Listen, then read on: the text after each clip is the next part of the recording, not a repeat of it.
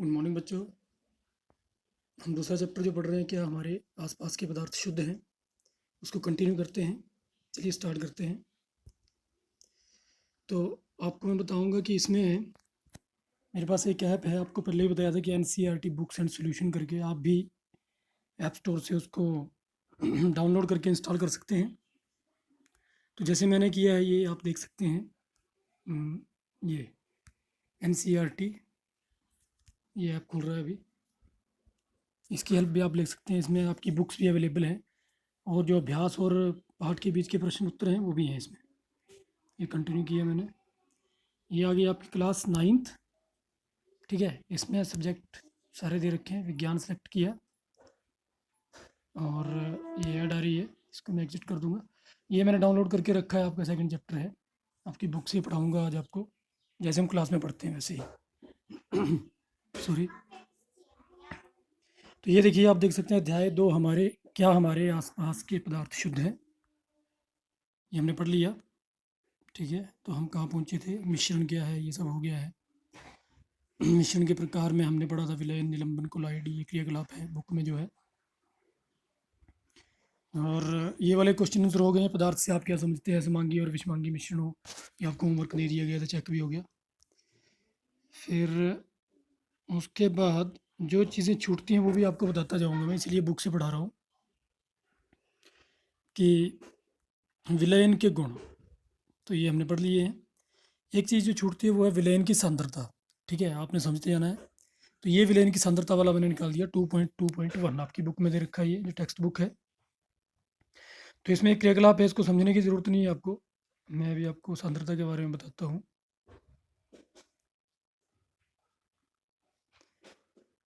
तो आपको कल बताया गया था कि विलेय और विलायक, जो भी विलयन होता है वो दो चीज़ों से मिलकर बना होता है, विलायक और विलेय। ठीक है, तो ये बस सेकंड वाला पैराग्राफ यहाँ से स्टार्ट करेंगे। किसी निश्चित तापमान पर उतना ही विलेय पदार्थ घुल सकता है जितनी की विलयन की क्षमता होती है। दूसरे शब्दों में, दिए गए निश्चित तापमान पर यदि विलयन में विलेय पदार्थ नहीं घुलता है तो उसे संतृप्त विलयन कहते हैं। विलेय पदार्थ की वे मात्रा जो इस ताप पर संतृप्त विलयन में उपस्थित है उसकी घुलनशीलता कहलाती है। ठीक है, ये नहीं है कि आप इसको कैसे समझेंगे कि एक गिलास पानी में, ये नहीं कि आप जितनी मर्जी चीनी घोल सकते हैं।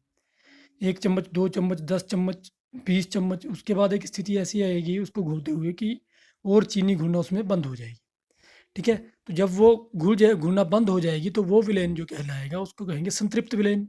साधारण शब्दों में से समझ सकते हैं कि अब और विलेय पदार्थ विलायक में नहीं घुल रहा है। पानी विलायक है और चीनी विलेय है, तो और अधिक चीनी इस पानी में नहीं घुल पा रही है। तो ये विलयन जो हमारा बना, ये है संतृप्त विलयन।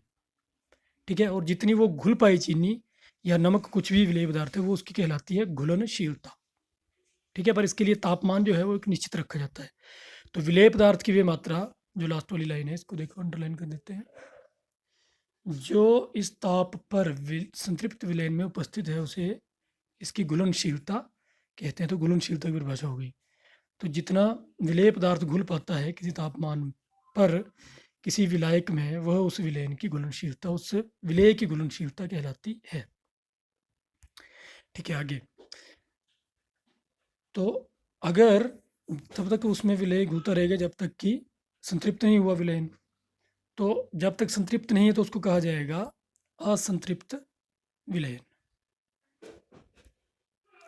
उसको कहा जाएगा असंतृप्त विलयन। ये यदि एक विलयन में विलेय पदार्थ की मात्रा संतृप्तता से कम है तो इसे असंतृप्त विलयन कहा जाएगा। और अगर, आगे वही इन्होंने रिपीट कर दिया हुआ है, तो असंतृप्त विलयन के बारे में आपको समझ में आ गया होगा।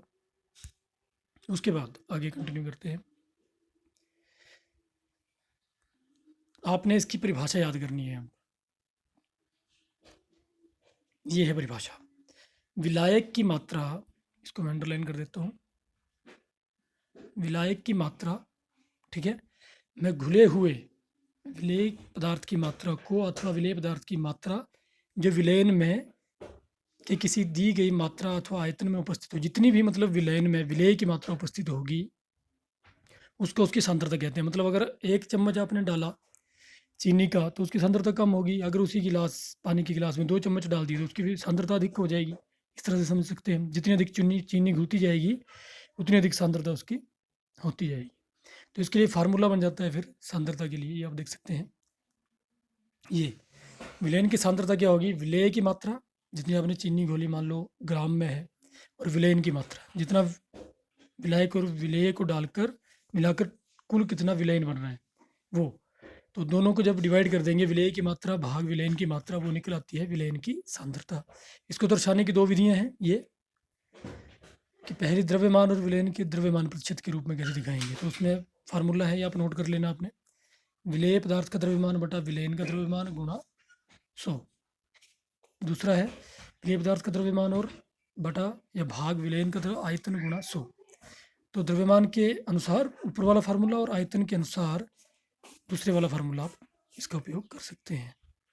उसके बाद ये उदाहरण भी दिया है सांद्रता के ऊपर, इसको समझ लेना आपने, कि एक विलयन के 320 ग्राम विलायक, मान लो 320 ग्राम, हम चीनी का उदाहरण लेते थे, मान लो 320 ग्राम चीनी है और जल में 320 ग्राम विलायक है, मतलब जल है, और 40 ग्राम उसमें साधारण नमक को हम अगर उसमें घोलते हैं तो उसकी सांद्रता कितनी होगी। तो इसके लिए फार्मूला क्या हो जाएगा, ये देखोगे दिया हल में। विलेय पदार्थ का द्रव्यमान 40 ग्राम, ठीक है, जो विलेय है जो कम मात्रा में है, विलायक का हो गया 320 ग्राम। तो फार्मूला लगाने पर क्या आ जाएगा आपके पास, तो विलेयन का द्रव्यमान कितना हो, दोनों का टोटल मिला के विलेयन का द्रव्यमान हो जाएगा विलेय पदार्थ का द्रव्यमान बटा प्लस विलायक का द्रव्यमान, दोनों को प्लस कर देंगे। 40 प्लस 320 हो गया 360 ग्राम। तो कुल विलेयन जो हो गया उसका द्रव्यमान हो गया 360 ग्राम, जिसमें 40 ग्राम विलेय और 320 ग्राम विलायक है। ठीक है, ये कुल विलेयन का द्रव्यमान हो गया। अब फार्मूला लगेगा, तो विलेय हमारे पास आ गया 40, देख सकते हैं आप फार्मूले में, और विलायक आ गया 360 गुणा 100, तो ये आ जाएगा सांद्रता आ जाएगी 11.1%। इस तरह से सांद्रता को ज्ञात किया जाता है। तो ये हो गया सांद्रता के बारे में। आगे निलंबन के बारे में पढ़ लिया था, कोलाइडल के बारे में भी कुछ चीज़ें जो छूट छूट गई थी वो आपको बता रहा हूँ मैं। इसमें एक चीज़ हमने नहीं पढ़ी थी, ये जो गुण हमने पढ़ा था कि जो कोलाइडल विलयन है उनका छोटे आकार के कारण ये कण प्रकाश की किरण को आसानी से फैला देते हैं। तो ये प्रकाश की किरण का फैलाना जो है या फैलना, ये प्रभाव जो कहलाता है, ये कहलाता है टिंडल प्रभाव। टिंडल प्रभाव, इंग्लिश में भी लिखा हो टिंडल इफेक्ट, क्योंकि टिंडल नामक वैज्ञानिक ने इसकी खोज की थी, इसलिए इसका प्रभाव का नाम भी हो गया टिंडल प्रभाव। और इसका आप देख भी सकते हैं उदाहरण की, जब आप किसी एक कमरे में छोटे छिद्र द्वारा जब प्रकाश की किरण को आते हुए देखते हैं तो बहुत सारे धूल कण आपको उसमें लटके हुए दिखाई देते हैं और उसका रास्ता साफ दिखाई देता है किरण का।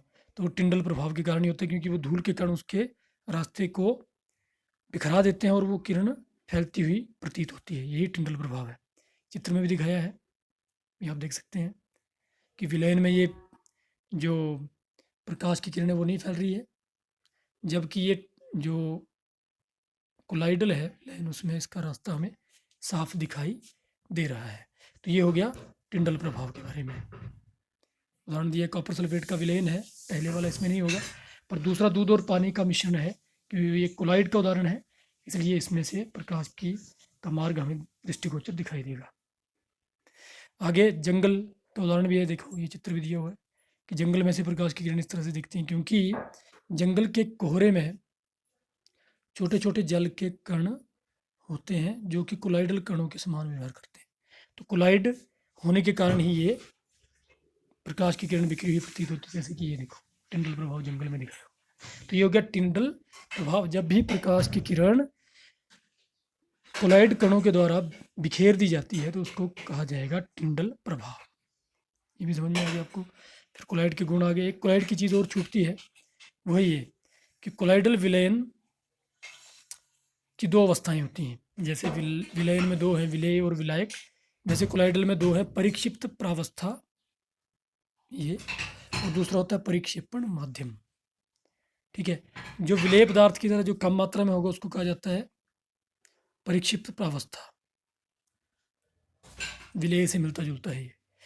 कम मात्रा में जो होगा कोलाइड में उसको कहा जाएगा परिक्षिप्त प्रावस्था, और वह घटक जिसमें परिक्षिप्त प्रावस्था निलंबित रहती है, जिसमें ये परिक्षिप्त प्रावस्था होगी उसको कहा जाएगा इसका परिक्षेपण माध्यम। मतलब परिक्षेपण माध्यम अधिक मात्रा में होगा और परिक्षिप्त परावस्था कम मात्रा में होगी। वो कण वो लटके हुए रहते हैं, हमने पढ़ा हुआ है। तो वो किस में लटके रहेंगे? परिक्षेपण माध्यम में। ठीक है, तो कोलाइडल को परिक्षेपण माध्यम कोई भी हो सकता है, ये ठोस भी हो सकता है माध्यम, द्रव भी हो सकता है, गैस भी हो सकता है, और परिक्षिप्त अवस्था के अनुसार वर्गीकृत किया गया। आपकी बुक में सारणी दी हुई है, पर इसमें नहीं दी है इन्होंने, मैंने चेक किया था। तो ये हो गया आपका यहाँ तक। तो इसमें एक एग्जाम्पल है, आप जो हमने पढ़ा उसके ऊपर है कि संतृप्त विलयन बनाने के लिए 36 ग्राम सोडियम क्लोराइड को 100 ग्राम जल में 293 केल्विन पर घोला जाता है। इसकी आपने सांद्रता ज्ञात करनी है। तो इसको आपने खुद करना है। क्या हो जाएगा? 36 भाग 100 प्लस 36 कितना हो गया? 136 ग्राम कुल विलयन की मात्रा होगी, गुणा 100 हो जाएगी। 36 बटा 136 गुणा 100, तो उसकी आप प्रतिशत मात्रा आप ज्ञात कर सकते हो। होमवर्क के लिए आपको मिलेगा। ठीक है, यहाँ तक हो गया। बाकी जो हमने ये पेज पढ़े उनका मैं आपको पेज ये ग्रुप में पोस्ट भी कर दूँगा।